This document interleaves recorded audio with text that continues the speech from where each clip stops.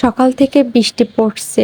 তো কার এলাকায় বা কার গ্রামে বা কার শহরে কি অবস্থা কমেন্ট করে কিন্তু অবশ্যই জানাবেন। আমার দের এখানে তো কালকে থেকেই বৃষ্টি মানে পুরো মুষলধারে বৃষ্টি পড়তেছে। আর আমার বেলকনিতেও মানে বৃষ্টি আসে। সবসময় আসে না, যখন অনেক জোরে বৃষ্টি পড়ে তখন আসে। তো সেটা একটু ভিডিও করতেছিলাম আর মনে, মনে ভাবতেছিলাম যে এখন তার মন চাইলেও আগের মতো বৃষ্টিতে ভিজতে পারি না। তো সবাই কেমন আছেন? আশা করি ভালো আছেন।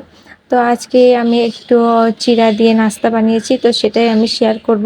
আসলে চিড়াটা ছিল বক্সের মধ্যে অনেকদিন রাখা, তো খাওয়া হয় না। তো ভাবছিলাম যে কিভাবে খাবো?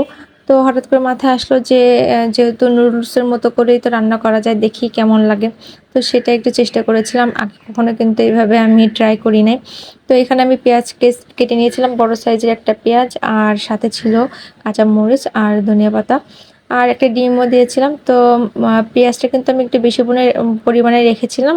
কারণ হচ্ছে যেহেতু হচ্ছে চিড়া তো এমনি খেতে ভালো লাগে না নরমালি। এমনিতে আমারও খুব একটা ভালো লাগে না চিড়া শুধু খেতে। এজন্য পেঁয়াজটা একটু বেশিই দিয়েছি। এরপরে এখানে একটু মনে হয় আমি হলুদের গুঁড়া দিচ্ছিলাম যাতে করে হচ্ছে কালারটা সুন্দর আসে। আর পরিমাণ মতো তেল দিয়ে নিবেন। এরপরে এখানে আমি পেঁয়াজটা ভাজা হওয়ার পরে ডিমটা দিয়ে দিব। মানে অনেকটা আমি নুডলসের মতো করেই রান্না করেছি।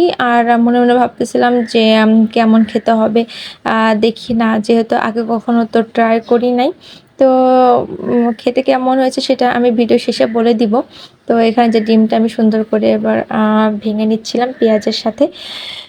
আর যেটা বলতে ভুলে গেছি ১ম এ, সেটা হলো চিড়াটা কিন্তু প্রায় ৫ থেকে ৭ মিনিটের মতো একটু পানি দিয়ে ভিজিয়ে রাখতে হবে ১ম এ। মানে ভিজিয়ে রেখে আবার পানিটা মানে ছেঁকে নিতে হবে। আর তাতে করে কিন্তু চিড়াটা কিন্তু ঝুরঝুরে হয়ে যাবে।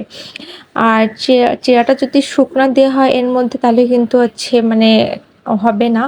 আ কারণ হচ্ছে চিড়া তো যে এমনিতেই শুকনা। এজন্য চিড়াটা আগেই মানে ভিজিয়ে রাখতে হয়। তো এই যে আমি চিড়াটা দিয়ে দিলাম, সাথে এখানে কিন্তু আমি একটু আ নুডলসের মসলাটাও আমি এড করেছিলাম। কারণ হচ্ছে যেহেতু অন্য কোনো মসলা কিন্তু এখানে আমি দেই নাই। সেহেতু নুডলসের যে মসলাটা আছে বা বাজারে যেটা অনেক সময় ম্যাগি মসলা পাওয়া যায়, এরকম মসলা এড করলে কিন্তু ভালোই লাগে। তো হচ্ছে এরপরে এর মধ্যে আমি একটু পরিমাণ মতো লবণও মনে হয় দিয়েছিলাম। কারণ হচ্ছে আ একটা নুডলসের মসলা তো আসলে ওইভাবে লবণ থাকে না। আর সেজন্য আম যার যেমন প্রয়োজন পরিমাণ মতো লবণ দিয়ে নিবেন। আর এই নাস্তাটা যেহেতু আগে কখনো আমি ট্রাই করি নাই, মানে আগে কখনো তৈরি করি নাই, সেজন্য আ না খাওয়া অব্দি আসলে বলতে আ পারব না যে কেমন হয়েছে।